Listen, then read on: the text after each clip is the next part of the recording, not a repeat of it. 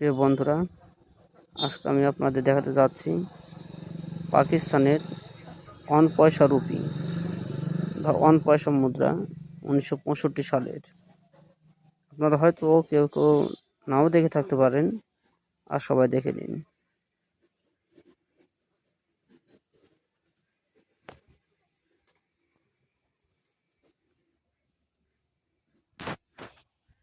দেখেন, এখানে পরিষ্কার লেখা আছে পাকিস্তান সরকার। আর এই যে এখানে দেখে নিন 1965 সাল। হয়তো বন্ধুরা আপনারা এর আগে কে কে দেখছেন বলতে পারবো না, তো আমি আপনাদের দেখানোর চেষ্টা করছি।